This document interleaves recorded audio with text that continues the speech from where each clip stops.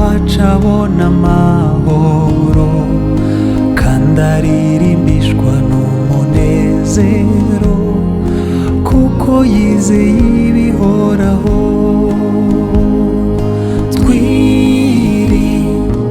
Twiringiye ibyo asezeranijwe na Yesu wacu, ntabwo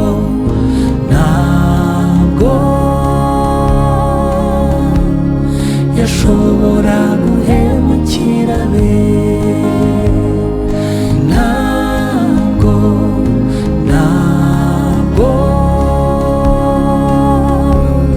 yashobora guhemukira be.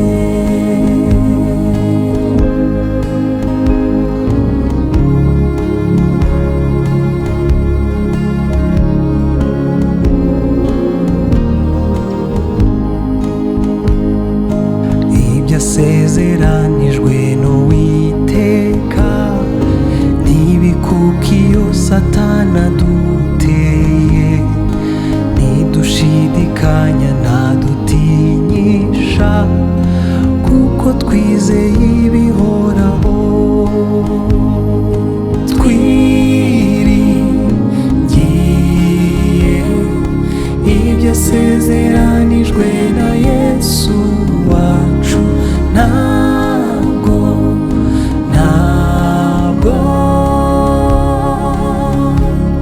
yashobora guhemukira be, ntabwo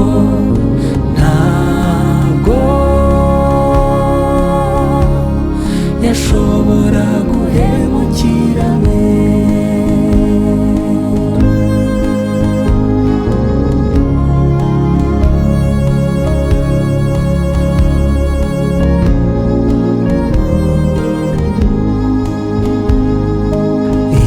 Yasezeranijwe n'Uwiteka byerekana ko amaraso ye yoza, ntiyankiza ibyaha ntibinyanduze, kuko nizeye uwancunguye.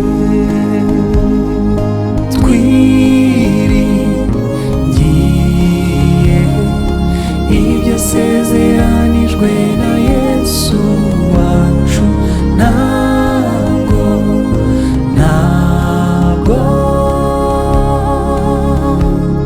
yashobora guhemukira be, ntabwo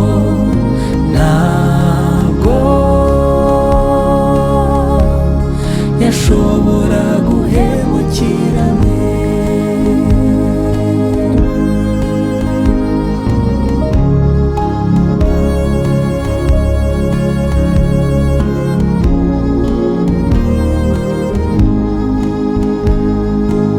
Ibyo asezeranijwe n'Uwiteka bituma urukundo rwe runkomeza, inkota y'umwuka ndayirwanisha, nituma umwanzi anesheka.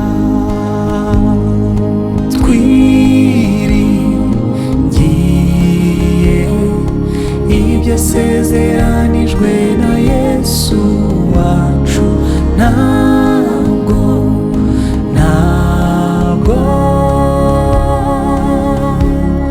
yashobora guhemukira be, ntabwo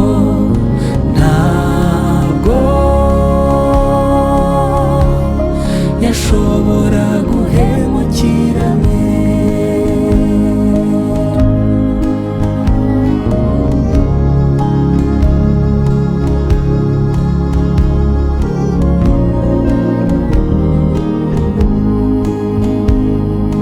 Uwishinze ku byo asezeranijwe niwe uhora yumvira Umwuka Wera, Satani ntashobora kumutsinda, kuko yizigiye Uhoraho.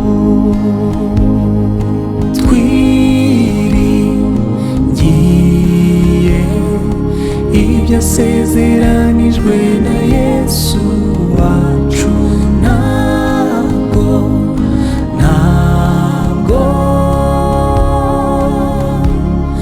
ashobora guhemukira be.